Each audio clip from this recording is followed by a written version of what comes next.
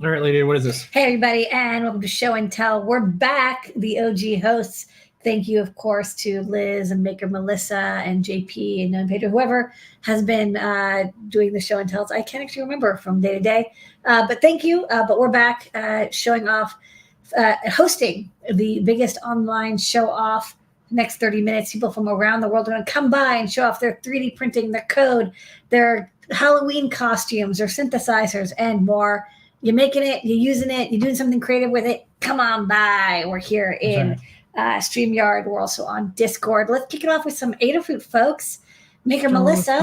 Hey, what have you been up to? Hi. Nice cat. Thanks. So I've been working on continuing to update the Qualia S3 guide. And one of the things I was doing is I was creating, adding pages for the touch screen. And this is a little paint demo I made using CircuitPython and Display.io just to make use of it. So when you start it off, it just kind of starts with white, but you can go ahead and choose different colors here to draw. And depending on how close to the edge, it will adjust the brightness. So you can kind of go something a little darker if you want. So if I wanted to do something a little bit more gray, then I would just choose in the middle where it's a little darker. But if I wanted it closer to white, then I would just choose right on the edge there. So it's just a little demo. It works really well because when it draws this little color palette on here, it uses a bitmap. So it can just go and grab what that color is when you touch it. So it's really well. Nice. All right, this is cool. Like you've been slowly but surely building out this guide. It's historically been very hard to use these big displays, round, square, TTL displays, but you're making it like trivial. You're making it too easy. Well, Jeff actually did a lot of the hard work, so that helped. Okay, well, but you're documenting it. That's true. He went off on vacation. He appreciates it. All right. Yeah, this will be neat. We'll have all of our displays in soon. You'll be able to get up and running fast. We're working on some like eyeball stuff. We have a bunch of cool things and demos. So stay tuned, and thanks for working on these, Melissa. Thank you, Melissa. Thanks. All right. Next up, Scott, what you got going on? Hello. I'm just pushing my code while I'm waiting. I've been doing some Scilab stuff. So Scilabs, they came to you and they were interested in doing CircuitPython. So they added CircuitPython support for their MG24 series of chips, which is super cool. Love to see chip manufacturers adding support to CircuitPython. And I'm helping them out. They're giving a tech talk next week, I think. I'll put a link in the Discord once I find it. But they've got these cool dev boards. Here's one. And one thing that's neat is that they don't have native USB, which is a bummer. But the USB is to a J-Link chip, so it's super easy to debug them, which is nice. And here you can see the LED blinks here that CircuitPython is running. I can't show you CircuitPy Drive, obviously. But CircuitPython is running on here. You can use Thani to use it. And I'll drop a link for the tech talk. I'm doing a piece of it, given the CircuitPython background, and they're going to go into more details about what that means on a Scilabs chip. So check that out if you're interested. They support BLE.io, but not the workflow. So I'm going to talk to them about that as well. All right. I'm impressed that they did BLE.io. That's cool. Yeah. And even in their slides preview, they call out that like it's cross-platform BLE stuff, which is cool. Sweet. All right. Well, thank you, Scott. And great news for people who want to use Scilabs chips and CircuitPython. And then this week, people can tune in 3 p.m. Pacific. Yep. 5 p.m. Not 3 p.m. Pacific. 2 Sorry, p.m. 2 p.m. 2 p.m. Oh, it's time zones. Okay, what time? I know. Yeah, we got to do metric time. When we're Emperor of the Universe, you can have one time zone. 2 p.m. Right. Pacific, 5 p.m. Eastern. Yeah. We can join in for some deep dive. What are you going to talk about this week, you think? Oh, well, we finished the MicroPython 120 merge, so we might cover that. But I've been changing some Display.io stuff. I'm sure I'll show that as well. And then maybe some more 121 merge work that Dan started but hasn't finished yet. So something in that vein, I guess. So we'll see how far I get by Friday. Okay, cool. Well, we'll see you then. And thanks for coming by tonight. Yeah, thanks for having me. All right, next up, JP, what you got going on? Hey, a couple things. So I just published the guide for this Lego glove thing here. I'll cover that other thing for a second so you can see it. So here is my color sensor, feather, and speaker. And thanks to Cedar Grove Maker, who helped out with some updates, we got it working even faster. So this is sensing the colors of some different Lego bricks, and it is using those to trigger different pitches in a SynthIO synthesizer that does some chime-like tubular bell modeling stuff for overtones. So I just grabbed some of the bricks. I have 12 that I differentiate in code that work really well. And you can see if I point at these bricks, you'll hear different little sort of arpeggios play.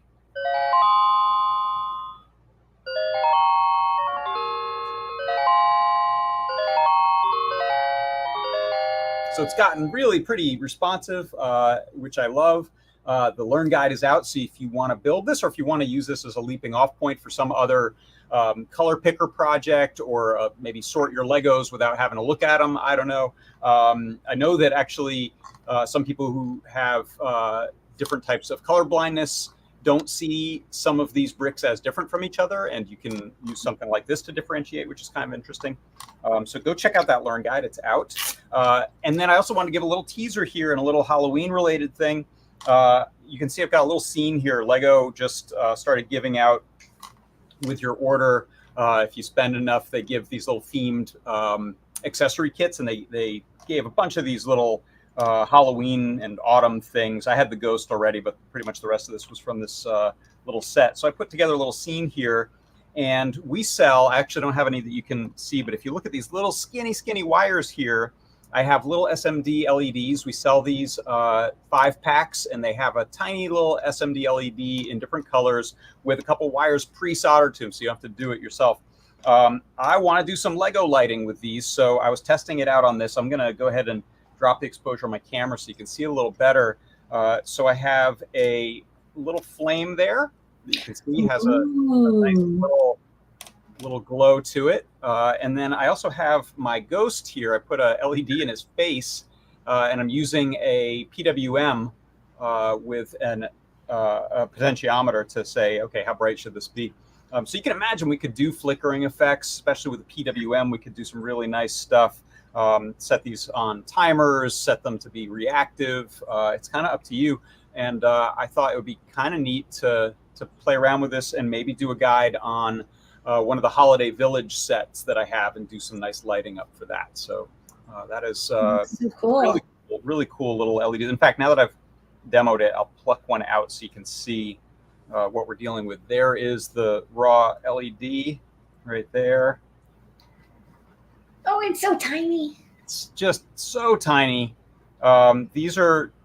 We used to deal with like these grain of rice incandescent bulbs for like trying to do stuff. They're all right, but these are those were like they would burn out so quickly. They were only really good for a few hours. Yeah, these are an incredible step up, and the fact that we can do digital control with a microcontroller on them means that you've got a lot of options. And this is, by the way, all unmodified Lego stuff, other than I pulled the ghost's head off.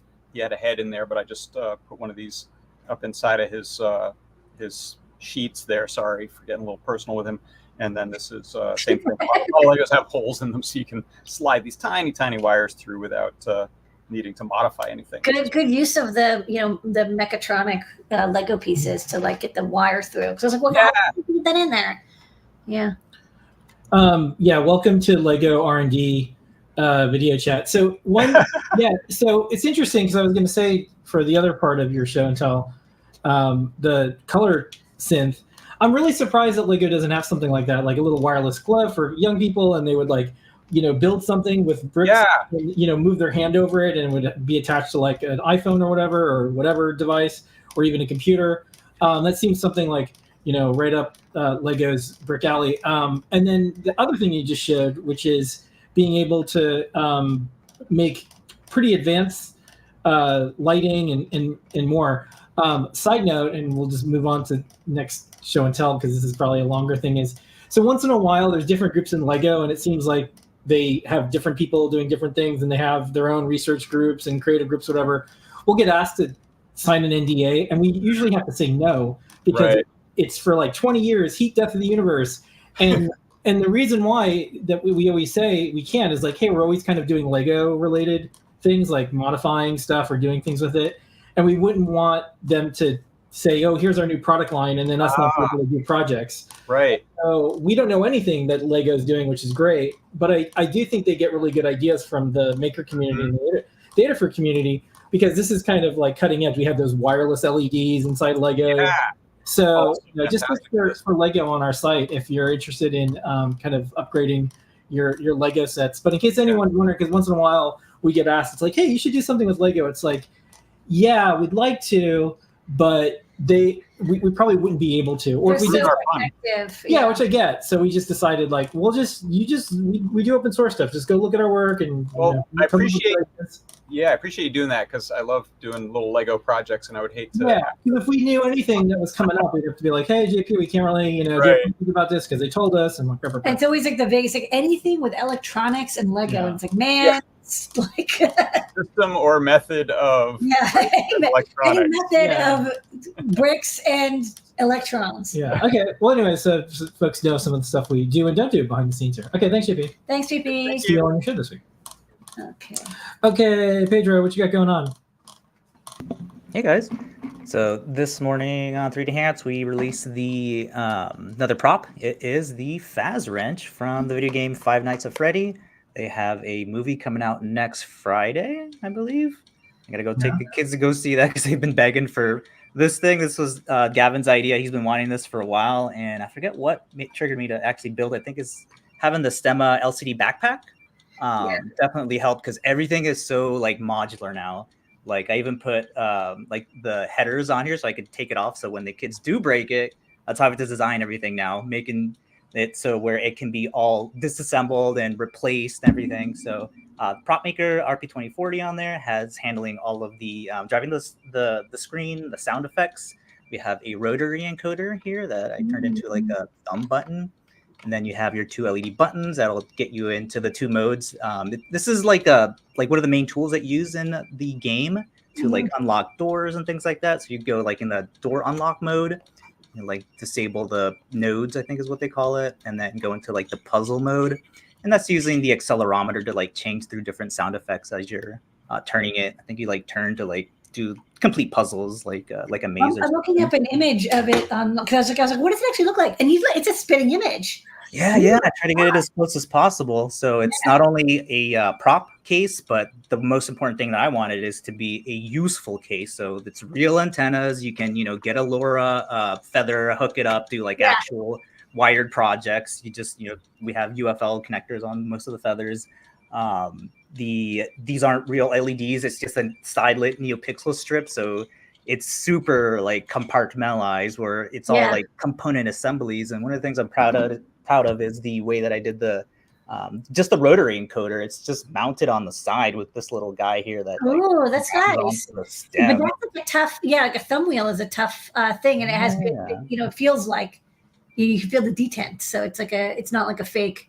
Like if it was like a prop that you would buy, it would just be like a spinning thing. You wouldn't even feel real. Yeah, when I was looking at the photos, like one of the complaints from Gavin was like, "Oh, the scroll wheel is supposed to be like bigger," but I'm like, "Dude, if that happens, it's gonna pop out of the back." So yeah, I mean, like it's easy when it's 3D rendered, right? Exactly, yeah. So it checks off all the boxes. It's CircuitPython, it's 3D printing, all the design stuff there. The Adafruit GitHub, the Adafruit Fritzing GitHub, the all the libraries that come with it, the component bundle, it all comes together. And then some of the other check boxes, like this is something that your kid wanted that you can now play with. Are you a cool guy now? Are you finally cool? Like, I mean, I think so. That's the other checkbox. Like lame, but now it's like, oh, maybe your job's kind of fun. Exactly. Yeah. So it's like every single checkbox is only took 10 years. Okay. Checks off. Oh yeah. Exactly. Yeah. I just have to keep whatever the next thing that you want. Okay. Well, definitely go check it out. It's all free. You can, like I said, reuse all the components, the case especially. It's all step files, so you can edit everything, change out all the components, and get all the files for building your own. All right. Thanks so much, Pedro. And we'll be playing some of these videos and more tonight on Ask an Engineer. Congratulations on achieving Cool Dad. Cool Dad's house. For now. All right. For this week. Noe, what you got going on? Hey folks, yeah, we've been on a tear with these prop maker projects. So last week we collabed with Phil B to remake his HAL 9000 project. So instead of doing the laser cut, Phil thought it'd be a good idea to 3D print the whole thing. So we got the prop maker in the back here with one of the enclosed speakers and the massive 100 millimeter button. So you can press the button. Printing resend ratio 0.2225.1K. That was a weird one. Let me see if I can get a better one. I'm sorry, Dave. I don't have enough information. There you go. That was a better one. We're doing that so we don't get in trouble for publishing. Yeah, that's the copyrighted. Preface it, yeah. I'm sure it'd be fine. We can get away with it, but like we also just showed how you can make your own. So, anyways. Oh, use any audio clips you want. That's the great thing. Exactly. Yeah. You can grab all these audio clips online if you want. We just don't want to. We don't want to put them on our servers. Exactly. Yeah. So the audio recording is through the Mac OS text to speech. And there's a lot of AI tools. I think Phil B was looking at some of them that actually have HAL's voice that's been like auto generated. So you can get those if you want, but we're not allowed to distribute those. But anyway, it's all 3D printed. It's bolted together with a couple screws. And what I really like about it is there's really no soldering. These quick connects quickly connect, to the terminals on the buttons and the LEDs, and everything just gets screw block terminaled. So it's really easy to put it together. Yeah, even the label is 3D printed instead of having it like printed out on a 2D printer. Like you just do the layer swap thing to get the multiple colors. But yeah, it's been a fun one. The kids like it too, apparently. Because Pedro built one for the I wonder if everyone's going to start revisiting all the like AI takes over or whatever because ChatGPT and all the AI stuff. I haven't really seen. There hasn't really been, I think it's just like generational or something. There hasn't been like, this is just like HAL 9000. Like no one's really talking about that. There's also like the Forbin Project, which is like a really old, weird movie that everyone should watch. Yeah, you made me watch that. Yeah. Okay. I'll have to check that one out. I haven't heard of that one. It's great because at some point the AI is telling the inventor, it's like, you need a drink and you need to just like make more robot stuff. Anyway. Yeah, it was like very 60s. It was like, you must have alcoholic drink to relax. There's a very in-depth review of this movie on Adafruit's blog. If you want it's a lot of smoking. Yeah. Anyways, all right. Well, thanks so much, Zoe. Yeah, for sure. No problem. We'll be playing some of the videos from 3D Hangouts tonight. Excellent. Engineer. All right. Next up, we're going to go to Seth and then Zach and then Joey. Seth, how's it going? Hey, everybody. Kind of riding on the cool dad vibes. So I've been working on a little mini Game Boy kind of emulator thing, and I kind of got the inspiration when you made the little Doom player with the ESP32-S3, I think last year. Yeah. And so I had kind of shelved it for a little bit, and I was like, I'm trying to find something fun to do for Christmas presents this year. So I'm working on this little Game Boy. And so I've come up with a little menu so I can load like a bunch of different games on it. So like right now I just have like a little cow chasing game, as you can see, just and so it's just a little menu. But anyway, you just like chase the cow around, and I made like little sprites that you can like try to make it a little bit more fun. And all this using Circuit Python and everything. And so I thought it was pretty cool to show that like you can just like open up Microsoft Paint, make some sprites, code up on Circuit Python, and make yourself a little miniature Game Boy. And so it actually ended up being like surprisingly simple. Honestly, the thing that took me the longest was designing this little 3D printed case for this. And this one I had to make a little bit bigger because I made the classic mistake of accidentally swapping the polarity on the battery connector. So it's a little bit taller because the battery cable has to go up around the top. But overall, it came out great, and the next version is going to be even smaller. And now I've even got plans for making an even bigger one. And so this was actually in the this week's the Circuit Python or the Adafruit Daily, I guess, whatever comes out on the Circuit Python newsletter. Yeah. So there's a link to the GitHub repo. I finally got the design files back in. I accidentally overwrote my schematic file and had to rebuild the schematic. Good practice. Yeah, exactly. Better each time.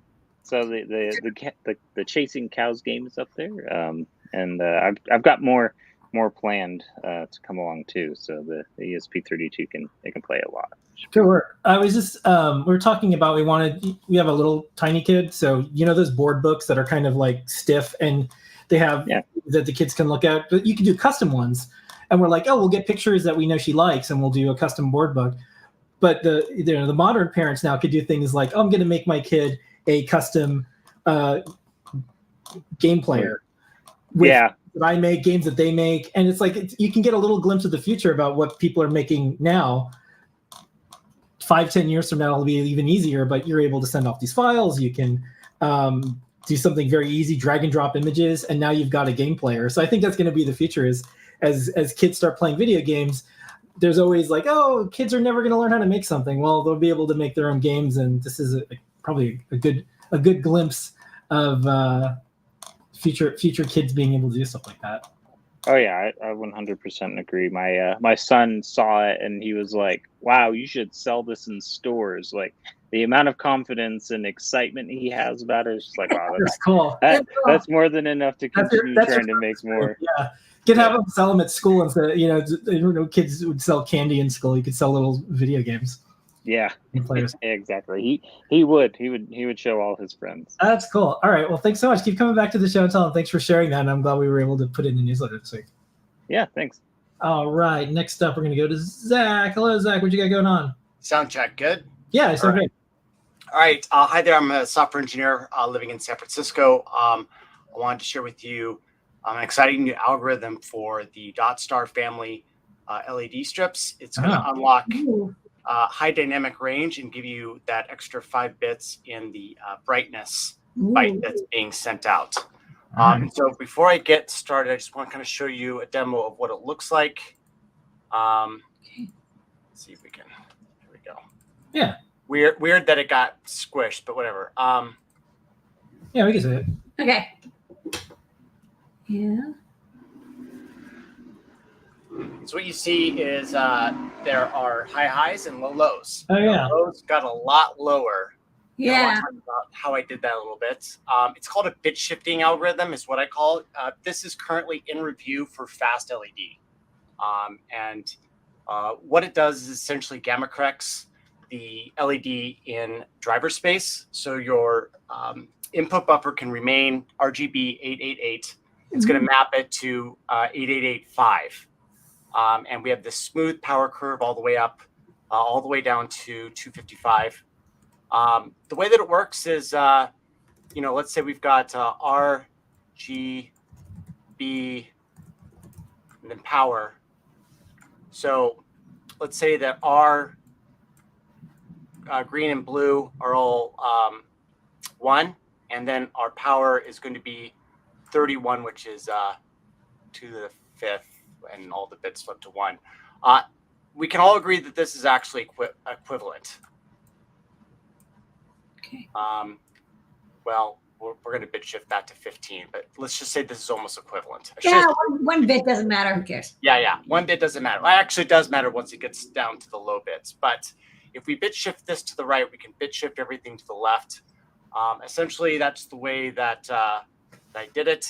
But to get all those bits, the algorithm got a little bit more complicated. So anyways, as far as I know, this hasn't been done before. And I'm excited to get this into fast LED. And I hope that you guys find some value in this. Hope it gets integrated into your library. You can find it in right here, fast LED. The issue is 1545.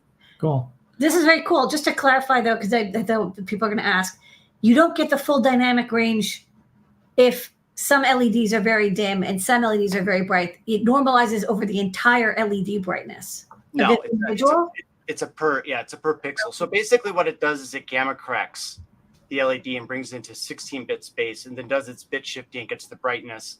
And then both the color and the brightness, the colors converted back into 8-bit with the 5-bit brightness, and then that's all written out to the LEDs. Okay, cool. All right, sweet. All right, this is neat. So you're getting like so many more bits.